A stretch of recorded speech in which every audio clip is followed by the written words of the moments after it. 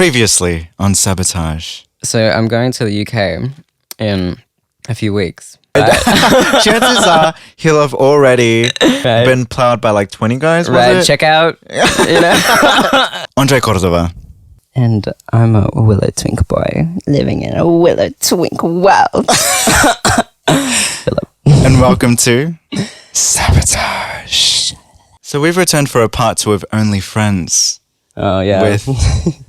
With Mr. Phillip, WillowTwink. What do you want to be referred to again, like throughout the episode?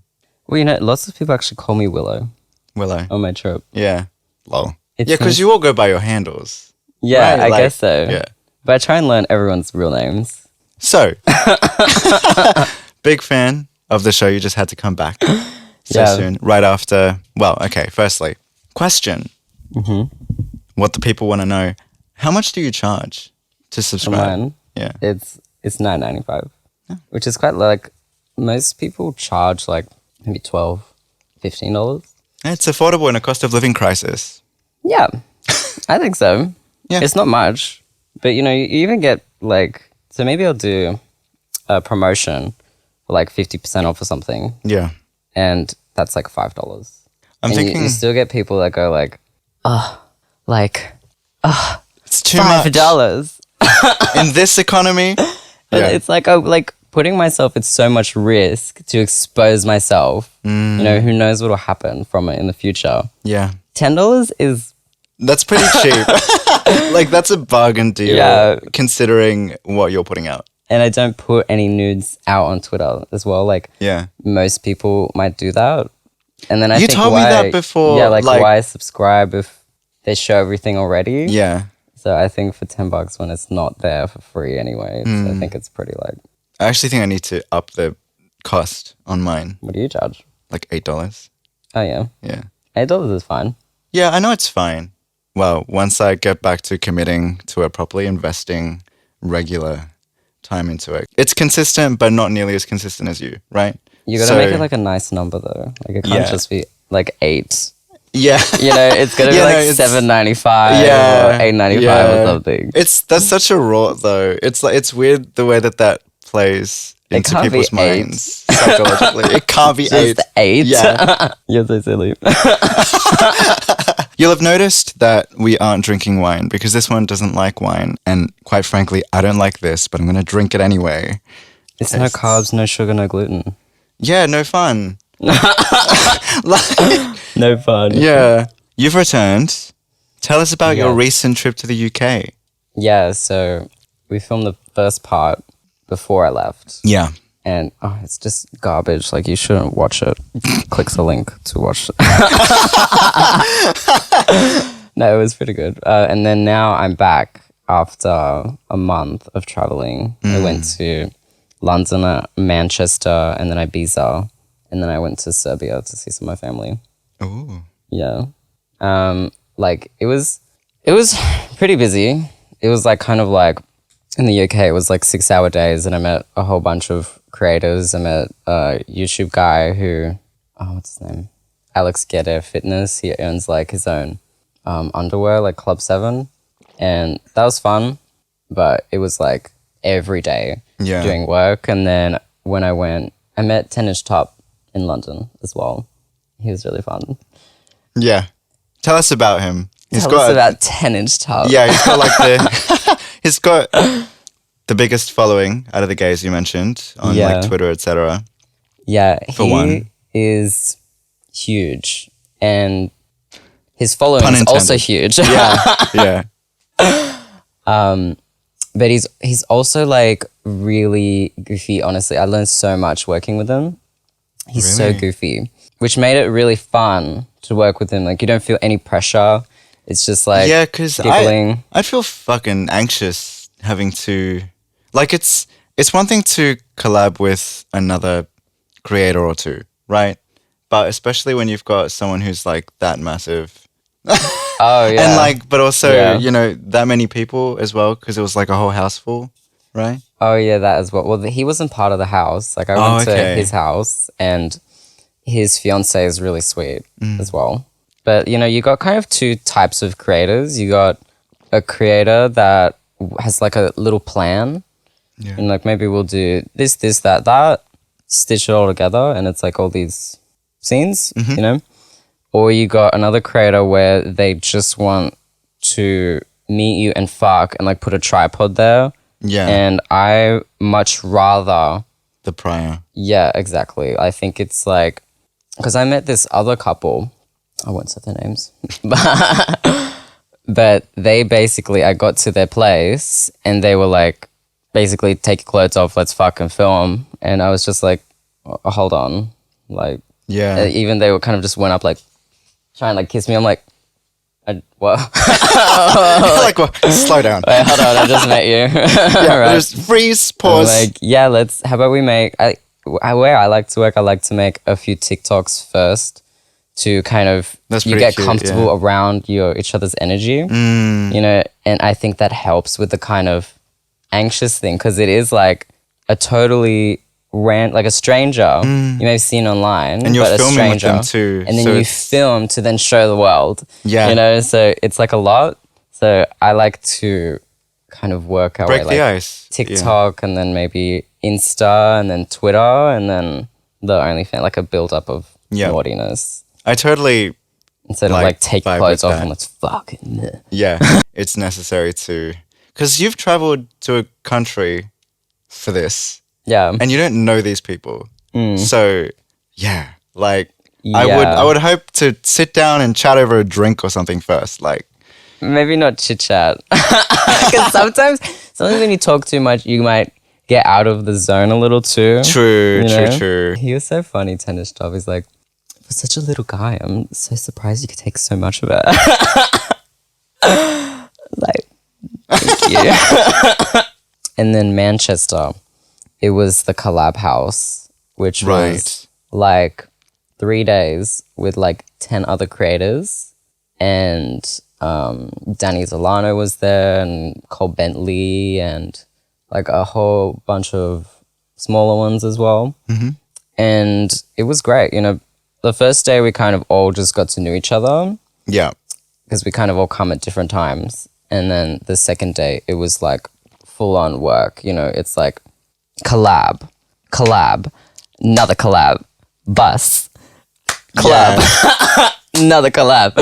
It was, and was there a formulated plan for this? No, it was very much like how much work you put into it is how much you'll get out of it. Yeah, you know. So I don't know, a lot of work. They put a lot of work in me. Oh my god! No, it was really screaming, crying, throwing up. Yeah. Yeah, it was good. We also had a professional photographer in, and like I don't really like the studio stuff, you know, because the studio stuff's really different to like when you make it by yourself. Yeah. Like to have some guy who's got all his clothes on, filming, right, and it's more like. You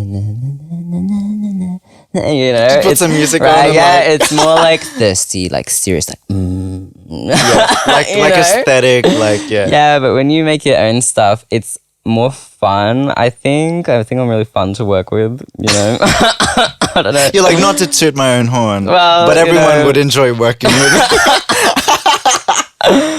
Yeah, well, like it's more fun when you're kind of going like.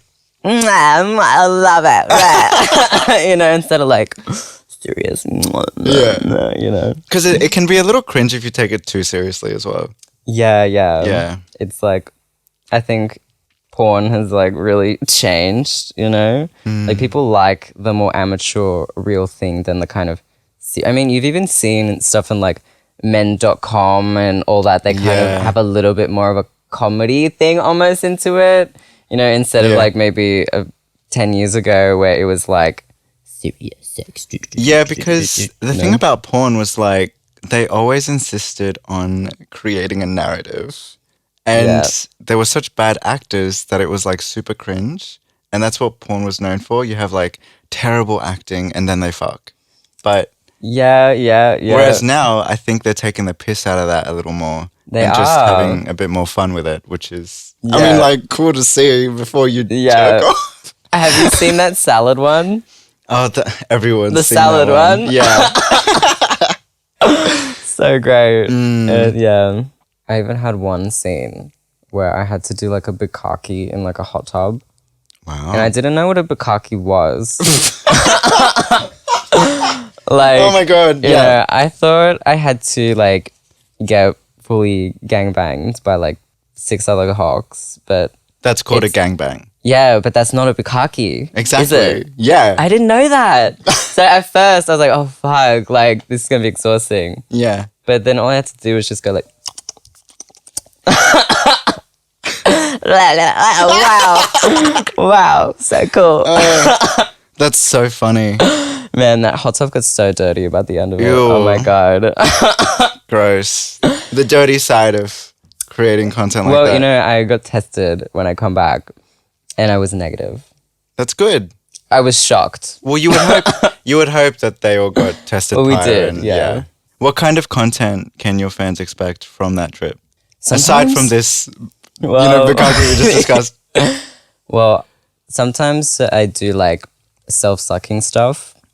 Like, Right. so. But that's not specific to this trip. That's just something No, you do it on was like on a the trip. Wednesday. 'Cause sometimes, like, it's a lot. Like, say it's a bottom. Yeah. Sometimes it's a bit easier than a top, you know, because it's Yeah. like maybe you'll start and stop and start and stop, and then it's like you got to then stay hard the whole time and then come, Right. you know? And I mean, it's not that hard, but if they can't come, I'll just like.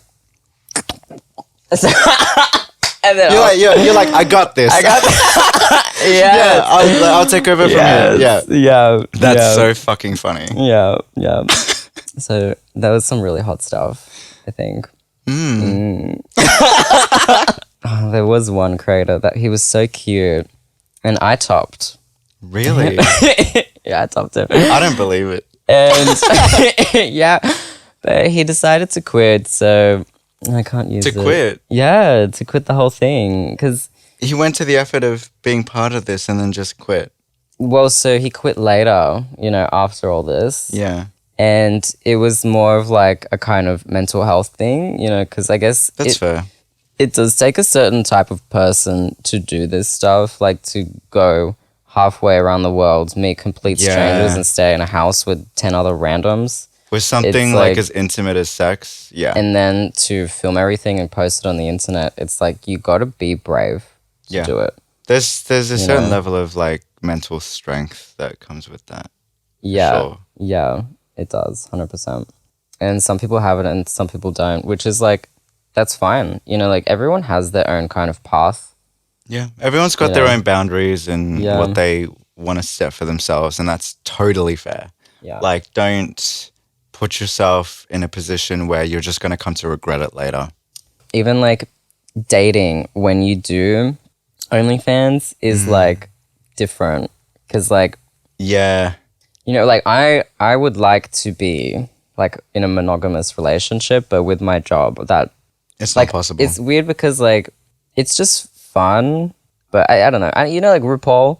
I mean, RuPaul is in like an open marriage with this Right. Australian guy, and she says like how I wouldn't want that person to stop experiencing life and have me control that, you know, because I love that guy so much yeah. that I wouldn't want to do that. And I guess you need to find someone that's that open, and I think it takes a level of maturity as well to find someone like that. There's a lot of factors involved. Like, something that men generally lack is emotional maturity. So they often like to place rules upon others and then not follow those rules themselves.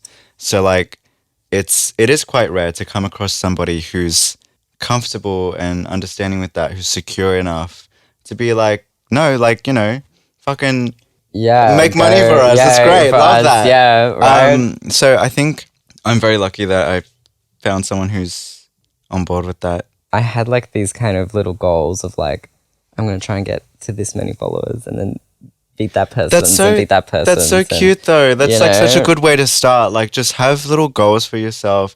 Stay grounded. You know, don't be in la la land with like, I'm gonna have 1 million followers by the end of the year. Like, just start with small goals and Yeah. work towards that, and then keep progressing. I meet so many people that want to start it, and it's like no one can tell you how to do it. Yeah. But I would say like having those little goals of like, I'm gonna try and post 3 times a week. I say is the best. You don't need to post every day. This person has 1,000 followers. I'm gonna try and get to 1,000, and then I'm gonna try and get to 2, and then maybe I'll try and get my retweets over 100, and then just build, because you don't just like blow up. You know, like you'll see. It's very rare that happens. You'll see some of these accounts that do blow up, but they have people in the background that can, you know, do things with the VPN and put out these spam messages, and it'll just blow things up and work with the algorithm. And, you know, otherwise when you do it yourself, you gotta like be patient and kind of just believe that it will get there. Yeah. Well, the biggest part of like, and this applies to anything, whatever it is you want to pursue, you have to be your own biggest fan.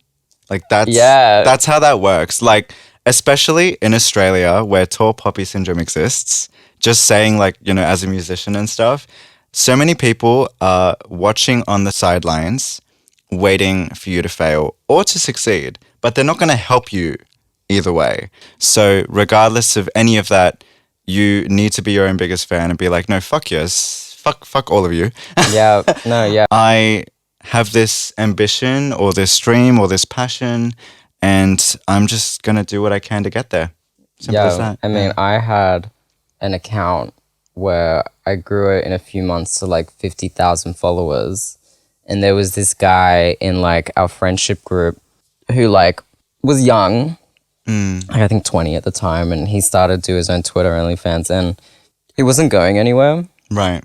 And then he saw mine blowing up. So he basically tried to cut me down, and it was fucked. I mean, I don't really want to talk about it, but that account, it got suspended because I put a picture. It was like a nude picture, right? Yeah. And I know you can't put nude pics on your profile. So I like cropped it. But I cropped it in the Twitter, like in the, you know, in the profile. Yeah. And it's like the bots could see under it. So straight away, it was like instant suspension, gone forever. Really? Which was just this tiny mistake. It's like, I know there's no nudes, but it was like, because I didn't crop it outside of the app. Outside of the app, yeah. Straight away, no second chances. And that was just like, fuck, back to square one. That's fucked. And stuff like that happens, you know, but you gotta like, if you believe, it's kind of like that $1 million mindset. If you've done it before, you can do it again. Right. You know, so if you have shit happen, if you've done it before, you're not starting from nothing, and you can build it back up. It's super important to like promote yourself. Have you seen Arnold on Netflix? Real quick, you said to promote yourself. I'm wearing my own merch right now. Perfect. That's so great. What does it say? Well, this is from one song in particular, like one of my earlier songs called Unless You Care. Mm-hmm. And it was like fucking whatever. Look, it's unless you care, the world won't change. So this is more of a like, you know, care about the planet type thing. But I've got a few different iterations of merch. Like you can't buy this unless you contact me directly. But I've got Link like in the much, description. Yeah. But I've got a much cooler one from my Psychotic album that is available online. So, but yeah, I was like, because I started thinking, I was like, why am I not wearing my merch out? It just didn't occur to me. And I was just like, fuck it. Especially when you say, for example, like perform at something, you're like, oh, you can look me up on Spotify. People aren't necessarily going to know how to spell your name when you're not a white guy. So like having even my first name though. You're saying not white people can't spell? No, I said what? I didn't even see how that conclusion came about. Anyway, people straight up like either don't know how to spell the name Andre or have never heard like, I don't know, just anything that's not like an English type surname. I know what you mean. Like when I met you, I met like 2 other people. It was like Andre and then another Andre spelled different. And then it was like Anders, which was spelled the same way as Andre. And it was just like... Yeah. No, well, I know what you mean. It's just Andre, just so you all know. And Cordova, Cordova. I'm literally spelling it out for you. You should spell it. Yeah, I put it on the fucking screen. It's going to be everywhere, just all over the place. Well, have you seen Arnold on Netflix? No, I haven't. Go watch Arnold. Why? It's so good. Like, it's 3 episodes where it goes bodybuilder, then actor, then politician. Oh, right. Yeah. Arnold like Schwarzenegger. Yeah. Yes. And in one of them, he's like, like these celebrities, they think of themselves as like artists, I don't have to promote myself. You promote me, right? Yeah. But he would go out and promote. He'd go out to different countries and promote. Yeah. And that is like, sometimes you get some of these creators that they don't want to put in the work. They want to just make the content and then someone else edit it, someone else schedule it, someone else post on all the socials. And it's like, okay, well, cool. you got to promote. You got to make Insta and TikTok and Twitter and even YouTube and, well, you know what all these things. You know what I discovered? Yeah, was like, a lot of the time, if you want something done right, you do have to do it yourself. That's for one, right? That doesn't mean you have to do absolutely everything.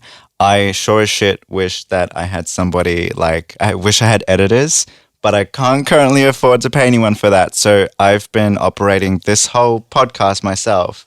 However, on the subject that you were just talking about, that very much applies to musicians as well, because a lot of artists will release a song and just expect magic to happen. Yeah, to be like a million views or whatever. They get so excited about the project that they don't invest any time or effort into the marketing.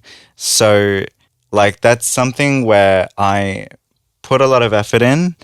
It's not plausible 100% of the time because it does cost money, unfortunately. And there's a lot of scams out there, etc. But that's a whole other topic. Yeah, especially when you first start out. Yeah. You have to do everything yourself. But I think the moral of the story is you have to promote yourself. As I said, be your own biggest fan. Do what they would do.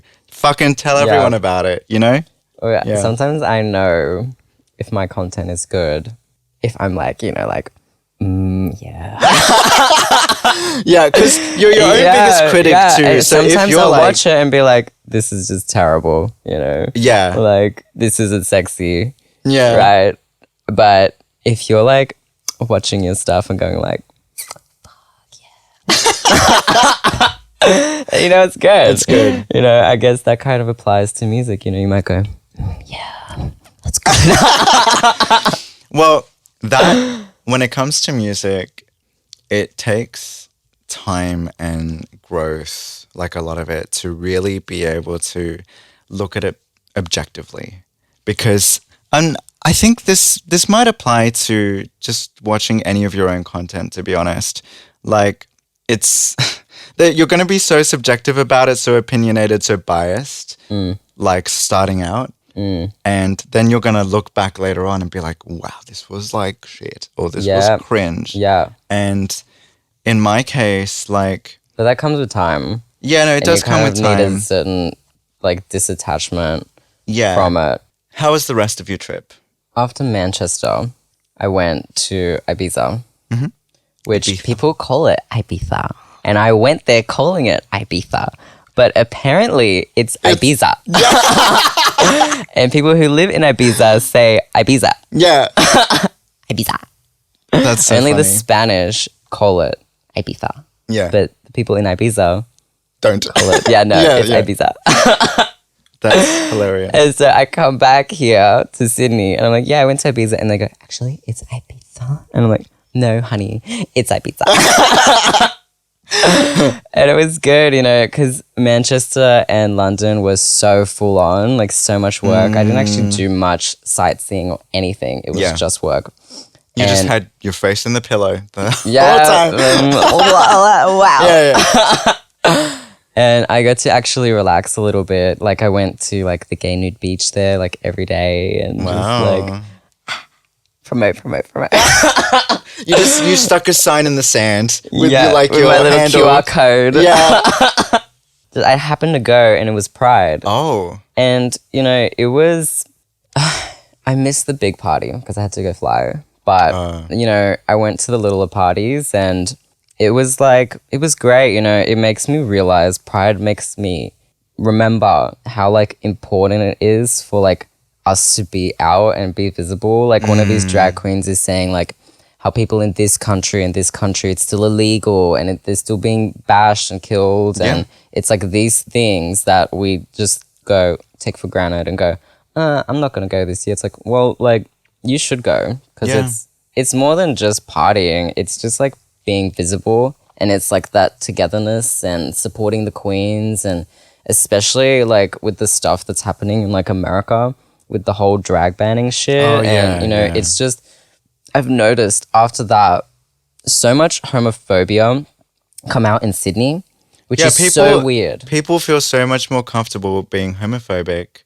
as soon as that shit is being like publicized. Right? When a government body is going, it's okay to be homophobic, then it trickles down into people's minds and go, well, I can be homophobic. And it was like, we had the biggest world pride, right? For the whole world to see that we're inclusive. Yeah. Then like a month later, we have all these issues on like Oxford Street, a rise in homophobic attacks there was and shit. even a Nazi march in Melbourne Melbourne that went to their parliament. And the police were like guarding them. It was fucked. It's so That's fucked. That makes me angry. I was so surprised, like shockingly.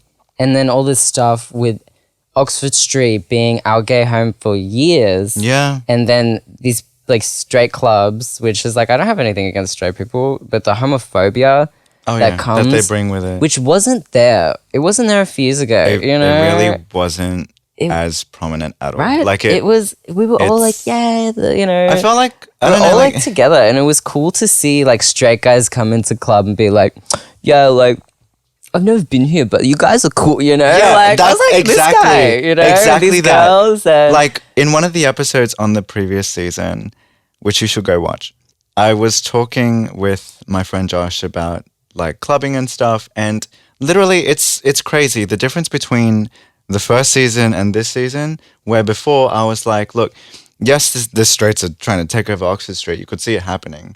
But you would still have these guys coming, these straight guys who could let go of the toxic masculinity and just have a good time and not be afraid to come up to me and be like, you look beautiful, by the way. Like, you're so pretty. Like, it's just like a love thing. You know? Yeah. It's not like but I'm not gay, you know? Yeah, exactly. It wasn't like that. It was like just spreading positivity. Whereas now we just have this situation of like people walking past like noir and getting hate slurs, and some guy got hit in the face. Yeah, like shit thrown at them, or like, which is like the security there and stuff have been like kicking out trans and gay people and all kind of bullshit. I mean, like, I get we took over their club, Ivy, but like, you don't need to be mad about it. We didn't. Honestly, we didn't even, because it was only one night for Poof Dog. Oh yeah, it was only one. Yeah, and inevitably the straights like ruined it, which is one of the reasons why it moved back to Oxford Street. Oh yeah, it's a Kinsellas now. Australia has always been America's lapdog. Like, it's super irritating to see how easy it is for Australia to attempt to replicate whatever the fuck's going on over there. Like, can we just have our own identity, please? And be like, no, we're not gonna be that fucked against like abortion and the gays and I know, like it's fucking ridiculous. Like, we're all connected with social media, but like, we have our own Australian thing. I mean, I'm glad that like the mayor of Sydney, she releases a statement of being like, they brought back this LGBTQ community council thing, and they're discussing with her how to improve things, and even Noir is now going to train their security and even the people in their lines to be more, you know, not fucking assholes. Yeah, we'll see what comes out of that, because a lot of the time it's like actions speak louder than words, and they can say whatever the fuck they like, but we need to see change, and we need to see it now, because I am so fed up with... We should have seen it like years ago. Exactly. I mean, like, this should not be going backwards. This should not be happening at all. Yeah. You know, and everything was going great, and it's just like, why has it gone a little bit backwards? You know, I think Sydney is still luckier than most. Oh yeah, like, you know, like, especially when I went to Serbia. Yeah. But it's a different culture in like Serbia. Yeah. Which is weird, because I mean, have you seen Eurovision? They had a little twink representing Serbia. It's the gayest shit. Right? Like, Eurovision is so gay. It's amazing that any other country would be like, no, like, ban the gays, kill the gays. Right, but then they're being they're like, represented by yes, like some guy in tight pants on Eurovision. Yay, we won. It's ridiculous. It's huge. yeah. And people bet really big money on Eurovision as well. That's insane. Yeah, it's such a big deal. Did you watch it this year? I've seen bits and pieces. I didn't like actively watch it. I was never a big like Eurovision guy. Oh. But so, do you have any parting words? Anything you'd like to promote on this podcast? Yes. My TikTok is WillowTwink. My Instagram is WillowTwink, and my Twitter is WillowTwink. And Very my consistent. OnlyFriends is Phillip Princess. Ooh, 3 P's. 3 Ps. Phillip Princess. Oh yeah, true. Not like Philip. I had to think Philip about Princess. that. Yeah. I think that's a nice way to end things. So yeah, thanks for joining us. Thanks for having me for part 2. Is a it going to great be time. It part was 3? fun. We'll see. We'll see. Maybe in season 3. Is it in the cards, in the stars? Yeah. We'll see. We'll see. And he's not even charging for it. Lol. Well, this has been Sabotage.